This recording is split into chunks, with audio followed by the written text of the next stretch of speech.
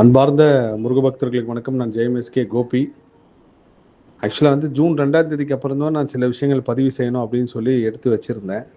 நிறைய பேர் மெசேஜ் அனுப்பிச்சிருந்தீங்க, அண்ணா தியானம் முடிச்சுட்டு எதுவும் நீங்கள் சொல்லாமல் இருக்கீங்களே அப்படின்னு சொல்லிட்டு. ஆனால் ஒரு சில விஷயங்கள் கரெக்டாக பௌர்ணமி தியானத்தில் இந்த தடவை எங்கள் அம்மா என் கூட வந்திருந்தாங்க. என்றைக்குமே இல்லாமல் அவங்க ரொம்ப கேட்டிருந்தாங்க.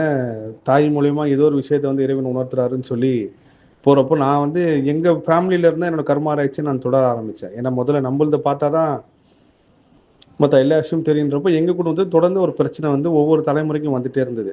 அது சம்மந்தமாக எல்லாம் எழுதி வச்சுட்டு அதுக்கப்புறம் நான் தியானம்லாம் முடிச்சுட்டு எப்பயுமே 2 மணி நேரம் போகக்கூடிய தியானம் 4 மணி நேரம் ஆகி முடிச்சுட்டு வந்ததுக்கப்புறம் அடுத்த நாளும் ஒரே நான் எங்கள் அம்மாகிட்ட எந்த விஷயத்த பேசணும் அது சம்மந்தமாகவே ஒரு விஷயத்த கேட்கு. எங்கள் குடும்பத்தில் தொடர்ந்து ஒருத்தவங்களும் கிணத்துல சாகுறாங்க, அவங்களுக்கு நீர்னால மரணம் ஏற்படுது அப்படின்னு சொன்னாங்க. அப்போ நான் தொடர்ந்து கர்மாராய்ச்சியில் இந்த குலவேதனைன்னு ஒன்று இருக்குது.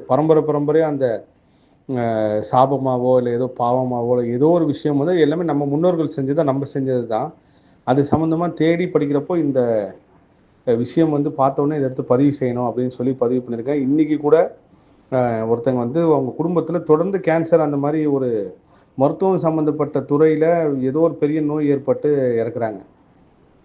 ஒரு வாட்டி 2 வாட்டி இல்லாமல் கிட்டத்தட்ட 7-8 தலைமுறை தொடர்ந்து இந்த மாதிரி இறந்துக்கிறத அவங்க சொன்னாங்க. ஸோ இது இந்த பதிவை நான் பண்ணுறேன். நிச்சயமாக 2ஆம் தேதிக்கு மேலே இந்த குலவேதனை சம்மந்தமான என்னோட கர்ம ஆராய்ச்சியில் நான் உணர்ந்த பதிவுகளை நான் பதிவு செய்கிறேன். எல்லா புகழும் முருகனுக்கே. நன்றி.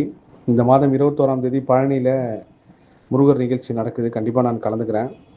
அதே போல் இந்த மாதம் என்னோடய மலேசியா பயணம் இருக்குது. ஜூலை மாதம் நடக்க போகிற முருகர் அழைக்கிற நிகழ்ச்சிக்காக அந்த பயணம் இருக்கும்.